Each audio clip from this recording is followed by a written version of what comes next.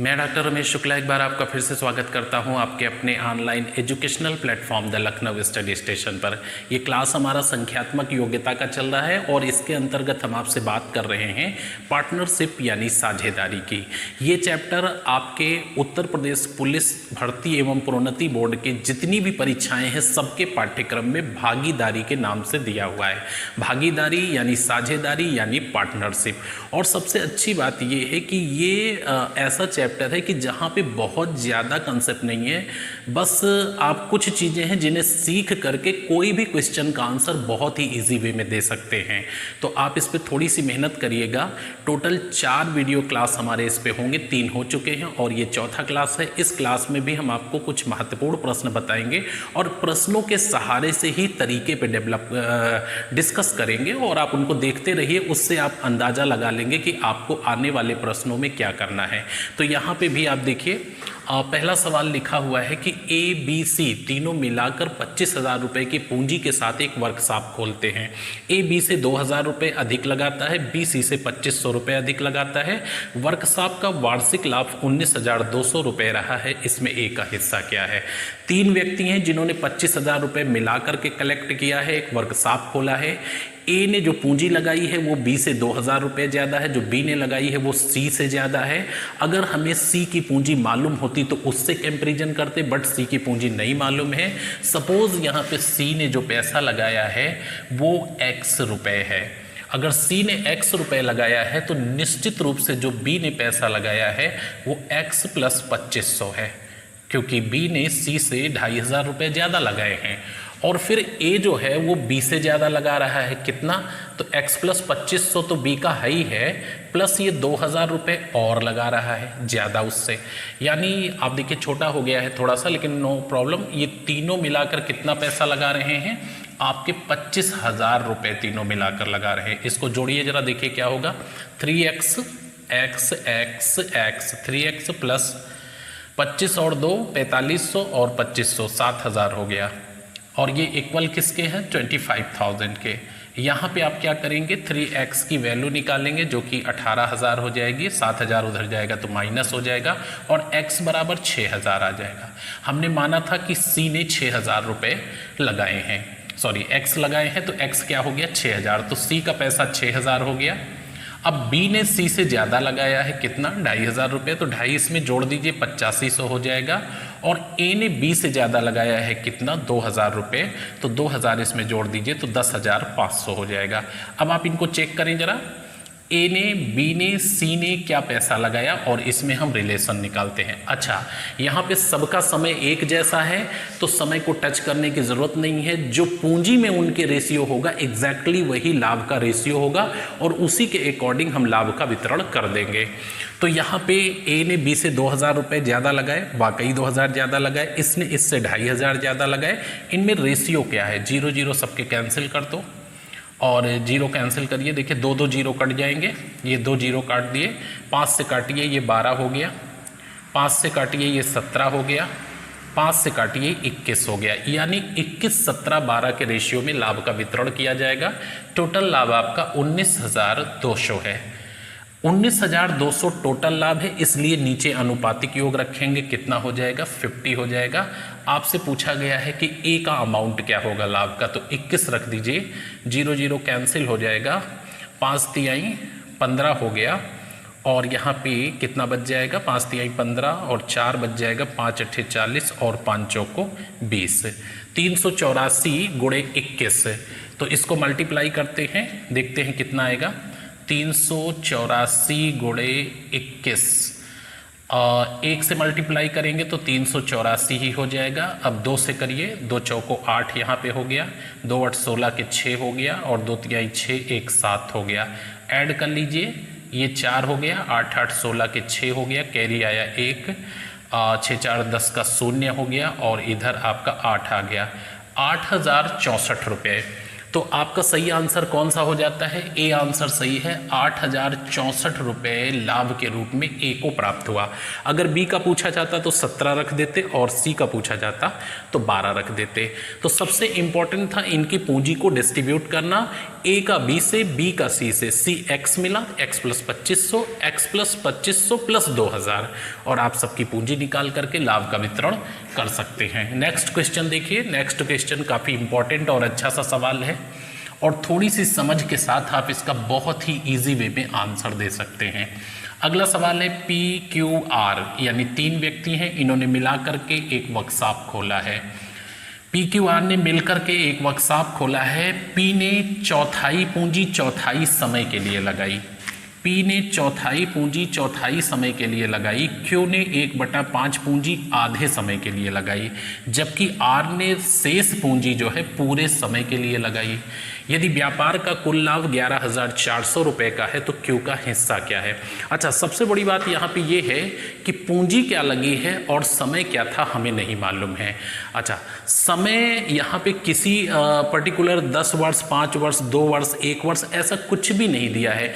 जो भी समय टोटल रहा है उसका 1/4 पहला व्यक्ति रहा है, 1/2 दूसरा व्यक्ति रहा है, और टोटल टाइम जो रहा है वो तीसरा व्यक्ति रहा। जो भी पैसा लगा उसका 1/4 पहले ने लगाया था, 1/5 दूसरे ने लगाया था, और रिमेंस पूंजी तीसरे व्यक्ति ने लगाया। तो मैंने ये मान लिया कि माना वर्कशॉप खोलने में 100 रुपये लगे, ठीक है, माना वर्कशॉप खोलने में 100 रुपये की पूंजी लगी, 100 रुपये की पूंजी, और जो टाइम है इसको भी मान लेते हैं, समय 12 महीने मान लेते हैं, ठीक है। दोनों चीज़ें हमने इमेजिन कर ली कि पूंजी 100 रुपये है और 12 माह का समय है, तो ये कुल समय और कुल पूंजी आपके सामने दी हुई है। माना 100 रुपये की पूंजी लगी और 12 माह का टोटल व्यवसाय रहा है। अब तीनों व्यक्ति हैं, पी है, क्यू है और आर है। ये तीनों व्यक्ति हैं। जो लाभ का वितरण होता है वो पूंजी गुणे समय में होगा, अगर अलग अलग पूंजी और समय होगा। तो सबसे पहली चीज, पी चौथाई पूंजी चौथाई समय के लिए लगाता है, तो इसका चौथाई क्या हो जाएगा? 25 रुपये। और चौथाई समय का मतलब क्या है? इसका चौथाई यानी 1/4 यानी 3 माह। तो इसका मतलब 25 रुपये 3 माह के लिए लगा देता है आपका कौन? पी लगा देता है। उसके बाद क्यू 1/5 पूंजी, तो इसका 1/5 क्या होगा? निकाल लीजिएगा, 20 रुपये आएगा। इसका 1/5 20 रुपये है, जो कि आधे समय के लिए, यानी आधा समय क्या होगा? 6 माह होगा। ये क्यू लगाता है। तो पूंजी गुणे समय, पूंजी गुणे समय। अब शेष पूंजी, तो 20 रुपये इसने लगा दिए, 25 इसने लगा दिए, 45 रुपये लग गया। बचा कितना? 100 में से 45 निकल गया। देखिए 25 इसने लगाया, 1/4, 1/5 इसने लगाया, 20 और 25 45, 55 रुपये बच गए। तो ये 55 रुपये का जो अमाउंट था पूरे समय के लिए किसने लगा दिया? आर ने लगा दिया। अब पूंजी गुणे समय, पूंजी गुणे समय, पूंजी गुणे समय, देखते हैं क्या होगा। ये 75 हो गया, 25 × 75, 20 छक्का 120 हो गया, और ये हो गया 12 पंचे 60 के 0, 12 पंचे 60, 6 66, 660 हो गया। देखिए 15 से कट जाएगा, 15 पंचे 75, 15 अट्ठे 120, और 15 चौको 60, 15 चौको 60। जो लाभ का वितरण होगा पीक्यूआर में 5, 8, 44 के रेशियो में होगा। टोटल लाभ कितना है? 11,400, इसलिए नीचे अनुपातिक योग रखेंगे। ये आपका 44 और 8 कितना हो गया? 52, 5, 57 हो गया। अनुपातिक योग 57 है। पूछा क्या गया है कि क्यू का हिस्सा क्या? क्यू का मतलब ये बीच में जो है, तो 8 रख दो। 57 दूना 114, 8 दूनी 16, 1600 रुपये इसका करेक्ट आंसर होगा। आपका सही आंसर ए होगा। तो देखिए कितने मज़ेदार और कितने अच्छे से क्वेश्चन है। बस प्रॉपर अगर आप इस तरह से मान करके करेंगे तो सवाल आसान लगेगा और देखते ही आंसर आप कर पाएंगे। आइए नेक्स्ट क्वेश्चन पर। ये नेक्स्ट आपके 2 क्वेश्चन दिए हुए हैं, और इसमें ये तीसरा क्वेश्चन बहुत ध्यान से देखिएगा। काफ़ी इम्पोर्टेंट सवाल है और अच्छा सवाल है। ए बी सी ने मिलकर ए बी सी ने मिलकर एक व्यापार आरंभ किया। ए ने 2560 रुपये और बी ने 2000 रुपये निवेश किए। यदि वर्ष के अंत में हुए 1105 रुपये के लाभ में ए का हिस्सा 320 रुपये हो तो सी ने कितना धन लगाया था? इस क्वेश्चन में सिर्फ इतनी सूचना दी हुई है कि ए बी सी 3 व्यक्ति हैं, वो मिलकर एक व्यवसाय आरंभ करते हैं। ए ने यहाँ पे जो 2560 रुपये का पूंजी निवेश किया है, बी ने 2000 रुपये का, सी ने क्या निवेश किया ये हमें नहीं मालूम है और यही हमारी क्वेरी है। हाँ, जो व्यापार के अंत में 1105 रुपये का लाभ हुआ है वर्ष के अंत में, उसमें ए का हिस्सा 320 रुपये है, बी और सी का लाभ में क्या हिस्सा है ये नहीं मालूम। समय किसी के बारे में मेंशन नहीं है, यानी समय सबके लिए एक जैसा है, यानी 12 माह सबके लिए है, वर्ष के अंत का मतलब 12 माह हो गया। तो इस सवाल का आंसर देखिए कैसे करेंगे, बड़ा इंटरेस्टिंग क्वेश्चन है। ये ए व्यक्ति हो गया, ये बी व्यक्ति हो गया और ये सी व्यक्ति हो गया, तीनों व्यक्ति हो गए। इसने 2560 रुपये लगाए, राइट, पूंजी हो गई, पूंजी गुणे समय लाभ होता है, तो इसने 2560 लगाए ए ने, राइट, और बी ने 2000 रुपये लगाए। सी ने कितने पैसे लगाए ये हमें नहीं मालूम है, तो इसको हम पूंजी को P1 लिख लेते हैं, ठीक है, P1 रुपये लगाए, या P रुपये रख लो क्योंकि और कोई है नहीं तो इसको P ही रख लो। इसने P रुपये लगाए, ठीक है, इसने 2560 लगाए, इसने 2000 लगाए, इसने P रुपये लगाए। सभी के लिए समय एक जैसा है तो 12 माह सब में रख दो या 1 वर्ष रख दो, कोई फ़र्क नहीं पड़ना, हमने 12 माह रख दिया, 1 वर्ष का मतलब 12 माह हो गया। जो लाभ हुआ पूंजी गुणे समय, पूंजी गुणे समय पूंजी, इसको जो लाभ मिला वो 320 रुपये का था। अब यहाँ पे एक सूचना हमारे पास है कि व्यापार का कुल लाभ 1105 रुपये है, व्यापार का कुल वार्षिक लाभ 1105 रुपये है। कैसे करेंगे इस क्वेश्चन को, क्या करेंगे? तो सबसे पहली चीज़ यहाँ से हम, क्योंकि इन दोनों में से अगर किसी का भी लाभ पता होता तो इसका लाभ निकाल करके हम पूंजी निकाल सकते थे, लेकिन मज़े की बात तो ये है कि इन दोनों में से किसी का लाभ नहीं पता है, तो हमें एक का लाभ तो निकालना ही निकालना पड़ेगा। तो हम क्या करते हैं कि ये 2 समीकरण सॉल्व करते हैं और यहाँ से हम बी का लाभ निकाल लेते हैं। तो आप देखिए, अब यहाँ से हमें बी का लाभ है तो इसको हम P1 रुपये रख देते हैं, नहीं, इसको X1 रख देते हैं, प्रॉफिट इसको X1 रख देते हैं और इसको X2 रख देते हैं। चलो, तो पूंजी गुणे समय बराबर लाभ, पूंजी गुणे समय बराबर लाभ, पूंजी गुणे समय बराबर लाभ, सबके पूंजी और सबके लाभ दिए हैं, 3 पॉइंट अननोन हैं। अब इनको हम ध्यान से देखते हैं। पहले इस पॉइंट को हम फुलफिल करेंगे, तो इन दोनों को क्रॉस मल्टीप्लाई करके इस पॉइंट को फाइंड आउट कर लेते हैं।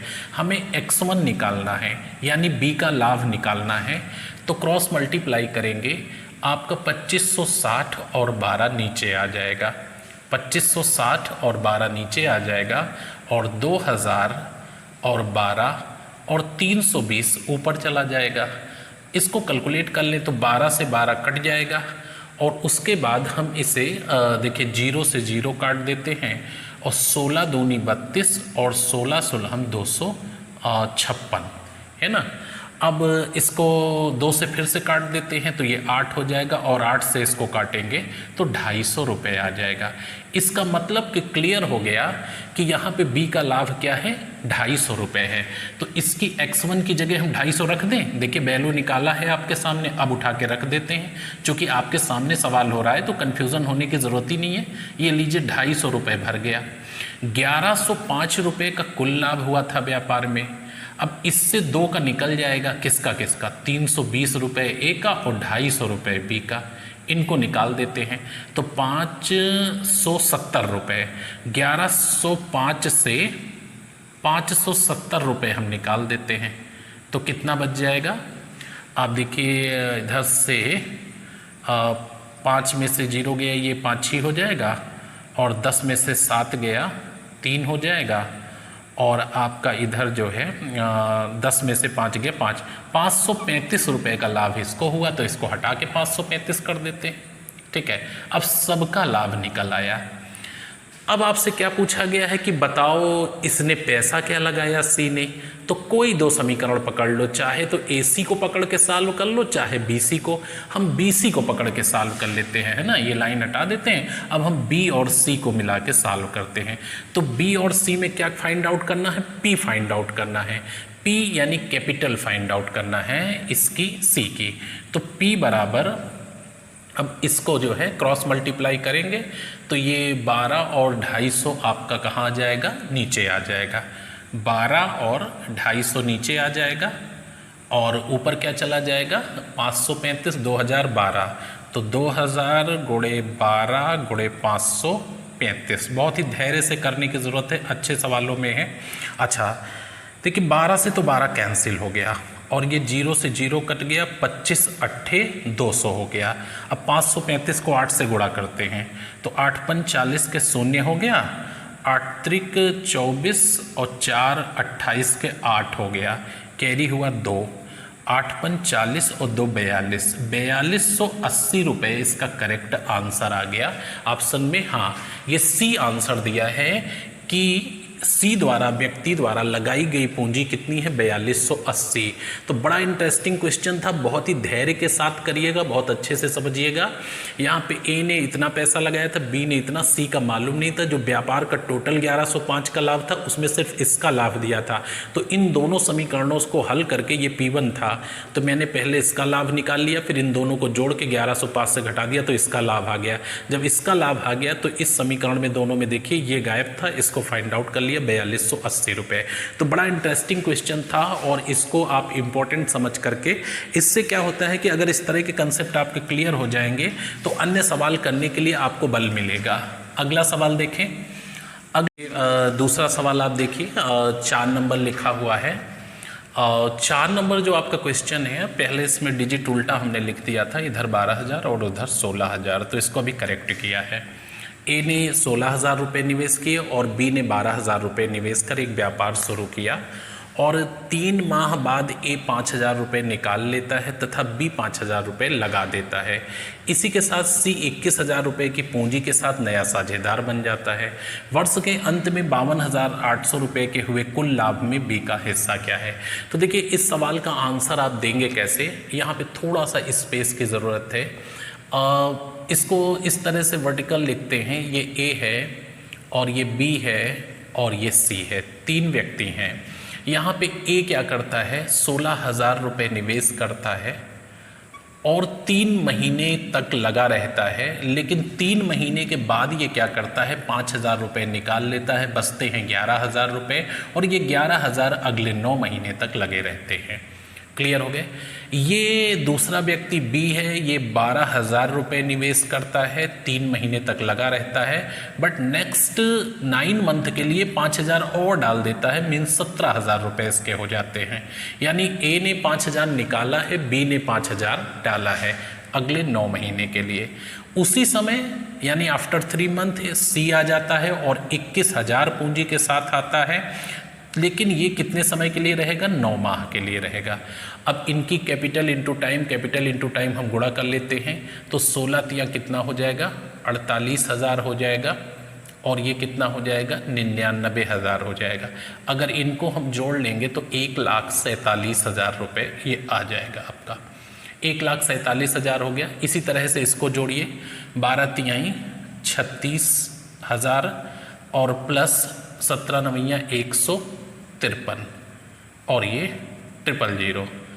तो इसको अगर हम जोड़ेंगे तो कितना हो जाएगा, 639 और 1,89,000, ये हो जाएगा 1,89,000 और इसको गुणा कर देंगे ये तीसरे वाले का, तब ये भी 1,89,000 हो जाएगा।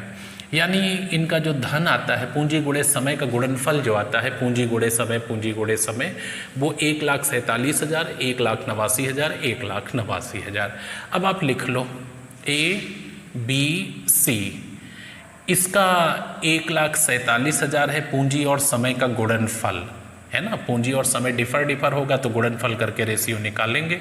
यहाँ पे 1,89,000 हो गया और ये भी आपका 1,89,000 सी का भी हो गया। सबके 3-3 जीरो तो कैंसिल ही कर दीजिए, 3-3 जीरो कैंसिल हो गए। इसको हम काटते हैं 3 से, तो 3 चौक 12 और 3 9 27, 49 हो जाएगा। तिच्छंग 18, 3 त्रिक का 9, तिच्छंग 18, 3 त्रिक का 9। अब ये 7 से कट जाएगा, 7 7 49, 7 9 63 और 7 9 63, ये हो गया। 799 रेशियो में इनका लाभ का वितरण होगा। टोटल 52,800 रुपये का अमाउंट है। तो 52,800 नीचे अनुपातिक योग रखेंगे, 9 9 18 और 7 कितना हो गया, 25 हो गया। आपको किसका पूछा गया है, आपसे पूछा गया है कि बी की हिस्सेदारी क्या है, तो यहाँ पे 9 रख दीजिए और कैलकुलेट कर लीजिए। देखिए मैं काटता हूँ, 25 इकन्नम 25, 25 दूना 50 हो गया।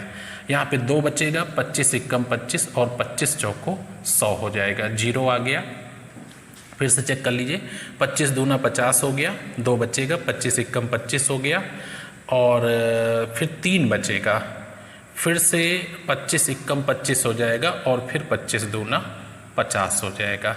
ये आपका 21 बार आ गया। गुणा करेंगे, 9 दूनी 18 के 8 हो गया और कैरी हुआ 1, 9 इक्कम 9 1 10 के 0 हो गया, कैरी हुआ 1, 9 इक्कम 9 1 10 के 0, कैरी हुआ 1, 9 दूनी 18 1 19। बड़ा अच्छा सा आंसर आया है 19,008 रुपये।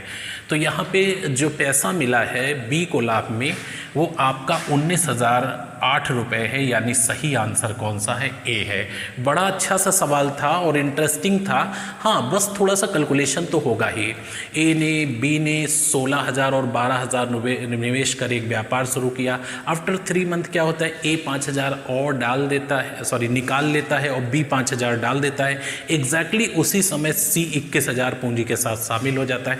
बस इन चीज़ों को आपको ध्यान देना है और पूंजी गुणे समय से भटकना नहीं है। अगर पूंजी गुणे समय से आप नहीं भटकेंगे तो कोई भी सवाल आपका गलत नहीं होगा। आइए नेक्स्ट क्वेश्चन पर।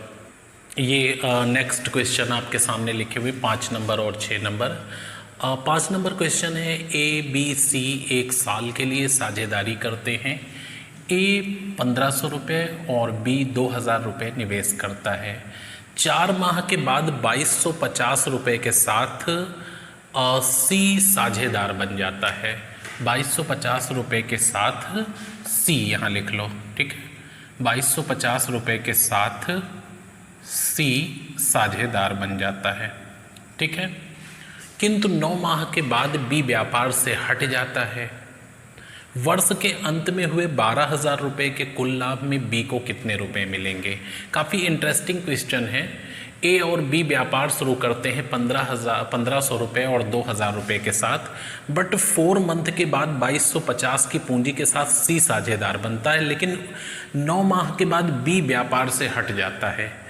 वर्ष के अंत में 12,000 रुपये के लाभ में बी का हिस्सा क्या है, तो यहाँ पे जो मेन कंसेप्ट आपका है कि ये पूंजी गुणे समय, चूँकि जो लाभ मिलता है हमें व्यापार में वो कैपिटल इनटू टाइम से गवर्न होता है, तो पूंजी गुणे समय बराबर लाभ है, इससे नहीं भटकेंगे। अब ए बी सी करके हम लिख लेते हैं इत्मीनान से। ये ए है, ये बी है और ये सी है। सी व्यापार में 4 महीने बाद आया है, 2,250 रुपये लेके आया है। व्यापार 1 साल चला, तो 1 साल से 4 महीने घटा दीजिए, कितना बचेगा, 8 महीने के लिए उसका 2,250 रुपये लगा रहा। क्लियर हो गए, सी की बात खत्म हो गई। अब हम आते हैं बी के पास।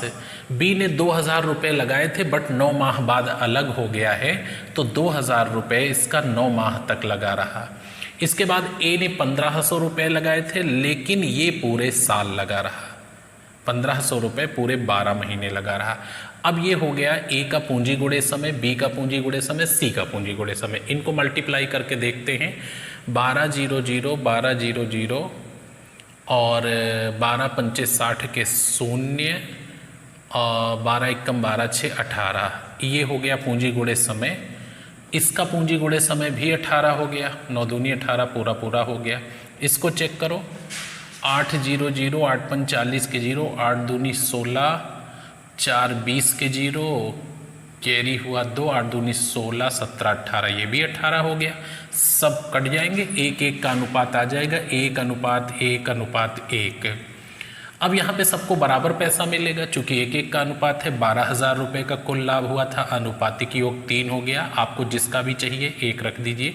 बी का पूछा गया है 4,000 रुपये आंसर आएगा, यानी 4-4 हज़ार रुपये सबको मिलेगा। इसका सही आंसर कौन सा होगा, ए आंसर आपका सही हो जाएगा। काफ़ी आसान सा और अच्छा सा सवाल था। बस एक चीज़ ध्यान रखिए, इसमें पूंजी गुणे समय, जो लाभ का बेसिक कंसेप्ट है वो पूंजी गुणे समय है, इससे आपको नहीं हटने की ज़रूरत है। अगला सवाल देखें। अजय तथा विजय द्वारा एक भवन बनाने में लगाई गई पूंजी 5-7 के अनुपात में है। इसका मतलब क्या है कि अजय ने अगर 5 रुपये लगाए तो विजय ने 7 रुपये लगाए।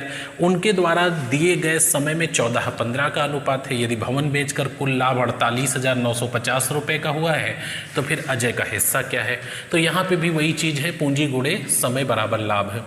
एक तरफ हम अजय लिख लेते हैं और दूसरी तरफ विजय लिख लेते हैं। अब यहाँ पे अजय ने क्या लगाया 5 रुपये और विजय ने क्या लगाया 7 रुपये।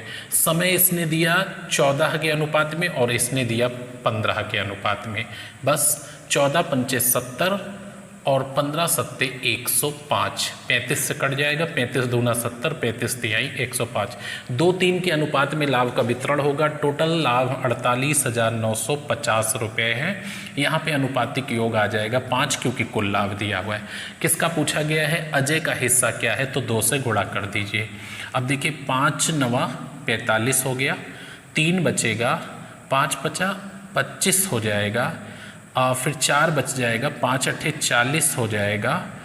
और फिर से चेक करता हूँ, 5 9 45 हो गया, 3 बच गया, 3 बचेगा तो यहाँ 5 9 35, 3 बचेगा तो 5 7 35 हो जाएगा, 5 7 35 हो जाएगा। और फिर 4 बचेगा तो 5 9 45 हो जाएगा और ये 0। कैलकुलेट कर देते हैं। 2 0 0 हो गया, 2 9 18 के 8 हो गया, कैरी हुआ 1, 2 7 14, 1 15 के 5 हो गया, कैरी हुआ 1, 2 9 18, 1 19, 19,580 रुपये आपका करेक्ट आंसर आएगा। इसका भी आंसर ए ही सही होगा। तो आप देखिए कितने साधारण से सवाल हैं और ये सारे क्वेश्चन एग्जामों में पूछे हुए हैं। आपका चूँकि सिलेबस जो है उसमें पार्टनरशिप भागीदारी दिया हुआ है, तो यहाँ से संभावित है कि आपसे सवाल पूछा जाए। आइए नेक्स्ट क्वेश्चन पे। ये अगले आपके 7 नंबर और 8 नंबर, ये आज के लास्ट सवाल है और पार्टनरशिप के भी लास्ट सवाल है, तो इनको ध्यान से आप देखिएगा और चारों वीडियो लेक्चर के मिला करके क्वेश्चन एक बढ़िया सा नोट पार्टनरशिप का बनाइएगा। जितने भी रूल हैं लगभग मेरे ख्याल से इसी में सब कवर हो जाएंगे। क्वेश्चन नंबर 7 है, राजू तथा संजू ने 1.1 लाख की धनराशि मिलाकर एक व्यापार शुरू किया। वे व्यापार में क्रमशः 12 माह और 13 माह रहे, जबकि लाभ के रूप में उन्हें क्रमशः 4,000 और 3,000 रुपये मिले। इनके द्वारा लगाई गई पूंजी का अंतर क्या है। तो सबसे पहली चीज़ है कि आपको ये मालूम है कि पूंजी और समय का जो गुणनफल होता है ये लाभ होता है। पूंजी और समय का जो गुणनफल है ये बराबर लाभ के होता है। अब यहाँ पे लाभ और समय तो दिया है, यानी पूंजी नहीं दी हुई है, तो हम पूंजी का रेशियो जनरेट कर लेते हैं। ये लाभ बटे समय हो जाएगा, ये लाभ बटे समय हो जाएगा, यानी पूंजी का जो रेशियो होगा वो लाभ बटे समय हो जाएगा। अब यहाँ पे इन्हें 4,000 और 3,000 रुपये का लाभ होता है, तो लाभ में तो रेशियो मालूम है आपका क्या दिया है, 4 और 3 का। और समय में क्या रेशियो दिया हुआ है, समय में एक व्यक्ति 12 माह रहता है और दूसरा 13 माह रहता है, तो 12-13 का संबंध है। तो पूंजी में हम रेशियो निकाल लेते हैं, यानी पहला व्यक्ति राजू है और दूसरा व्यक्ति संजू है, राइट। इसका लाभ 4 है, समय 12 है, और इसका लाभ 3 है और समय 13 है। इसमें हम इनका एलसीएम ले लेते हैं, तो 12 गुणे 13 लिख लीजिए। को प्राइम नंबर है ना, तो को प्राइम का एलसीएम उनका गुणनफल होता है, तो करने की ज़रूरत नहीं है। 12-12 कट गया, 13 चौको 52 यहाँ आ जाएगा। 12-12 कट गया, 13 चौको 52, और 13-13 कट गया तो 12 तिहाई 36 आ गया यहाँ पे। अब ये 4 से कट जाएगा, 4 से काटोगे तो ये 13 हो जाएगा, और 4 से काटोगे तो वो 9 हो जाएगा।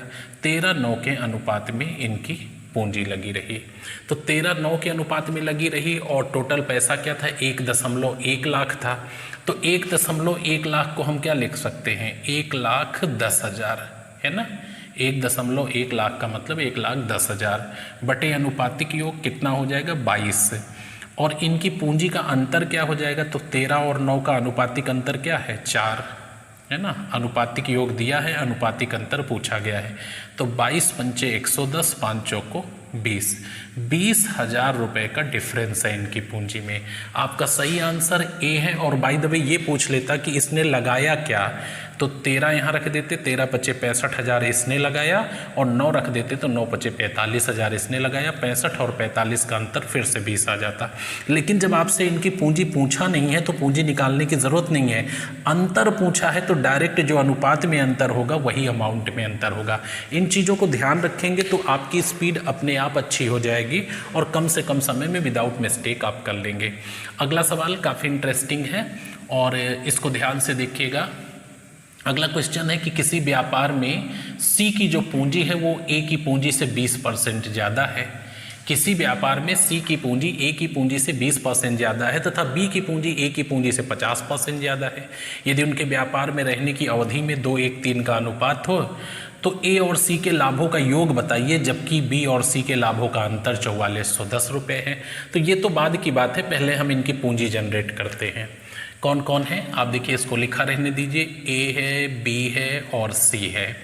यहाँ पे ये कहा जा रहा है कि सी की पूंजी ए की पूंजी से 20% अधिक है, तो सी की पूंजी की तुलना ए से की जा रही है। ए अगर 100 है तो सी की पूंजी कितनी है, 120 है। क्लियर हो गए। सी की पूंजी ए की पूंजी से 20% अधिक तथा बी की पूंजी ए की पूंजी से 50% अधिक है, तो ये 150 हो गई, चूंकि बी की तुलना ए से की जा रही है। इनमें ये पूंजी हो गया और हम समय से गुणा कर देते हैं। पूंजी गुणे समय बराबर लाभ होता है। इसको 2 से गुणा कर देंगे, इसको 1 से कर देंगे और इसको 3 से कर देंगे, चूँकि समय 2:1:3 के अनुपात में है। तो देखिए 0 0 तो कैंसिल ही कर दीजिए, ये 0 काटो, ये 0 काटो, ये 0 काटो, तो 10 दूना 20 हो गया, 15 51 15 हो गया और 12 तिहाई 36 हो गया। अब ये किसी से कटेगा नहीं, कटेगा, नो प्रॉब्लम, छोड़ देते हैं। हाँ, आगे देखते हैं क्या दिया है। ए और सी के लाभों का योग क्या होगा, यानी क्वेरी हमारी ये है, ए और सी के लाभों का योग क्या होगा, जबकि बी और सी के लाभों का अंतर 4410 है। तो बी और सी के लाभों का अंतर 4410 है, तो 4410 की वैल्यू क्या है, तो बी और सी के लाभों का अंतर है। तो 36 में से 15 घटा दीजिए, कितना आएगा, 21 आ जाएगा। तो नीचे 21 आ जाएगा। चूंकि बी और सी के लाभों का ये अंतर है तो बी सी के अनुपात का अंतर रखेंगे। आपसे पूछा क्या गया है, ए और सी के लाभों का योग क्या होगा, तो ए और सी 20 और 36 कितना हो गया, 56 हो गया। इसको कैलकुलेट कर दीजिए, 21 का स्क्वायर ही होता है, तो ये 210 हो गया। गुणा कर देता हूँ तो 56 गुणे 210 आ जाएगा, है ना। तो गुणा करते हैं, देखते हैं कितना होगा, 0 हो गया और 21 छक्का कितना हो जाएगा, 126 के 6 हो गया, कैरी 12 हो गया, 21 पंचे 105 और 12 117, 11,760 रुपये। आपका आंसर कौन सा सही है, सी विकल्प इसका सही है। यानी ए और सी के जो लाभों का योग होगा वो 11,760 रुपये होगा। तो देखिए, अगर आप धैर्य के साथ और कंसेप्ट को समझ करके कोई चीज़ करेंगे तो आपको हरगिज़ प्रॉब्लम नहीं होगी। अच्छा, एक चीज़ और, आप वीडियो को क्रम में देखिए और अगर क्रम में नहीं देखेंगे तो फिर आप जिम्मेदार होंगे। अगर आप क्रम में देखेंगे तो आपको दिक्कत होनी ही नहीं है, कहीं से कोई प्रॉब्लम नहीं आएगी। एक्चुअली होता क्या है कि हम लोग क्षणिक रूप से किसी का देख करके और कहीं क्लास ज्वाइन कर लेते हैं या कोर्स परचेज कर लेते हैं, लेकिन बीच में धैर्य को खो देते हैं। अगर आप मुझसे पूछेंगे कि फाइनली मैथ सीखने का तरीका क्या है, तो किसी का भी कोर्स लो, किसी का भी क्लास लो, लेकिन ट्रस्ट के साथ अंतिम समय तक अपने धैर्य को बनाए रखो। और अगर ऐसा करते हैं आप तो यकीन मानिए आपकी मैथ बहुत अच्छी हो जाएगी। अच्छा, अब ये पार्टनरशिप का कंप्लीट होता है। इसके बाद मैं आपको वर्क एंड टाइम पढ़ाना चाह रहा था, लेकिन वर्क एंड टाइम को थोड़ा सा ब्रेक करेंगे। पहले हम आपको पढ़ाएंगे सिंपल एंड कंपाउंड इंटरेस्ट, यानी साधारण ब्याज और चक्रवृद्धि ब्याज। तो साधारण ब्याज और चक्रवृद्धि ब्याज के मिला करके, चूंकि दोनों मिला करके एक बड़ा एरिया हो जाएगा, तो मान के चलिए कि कम से कम 10 से 12 वीडियो हो सकते हैं। तो मिलते हैं नेक्स्ट क्लास में, तब तक के लिए शुभकामनाएं, धन्यवाद।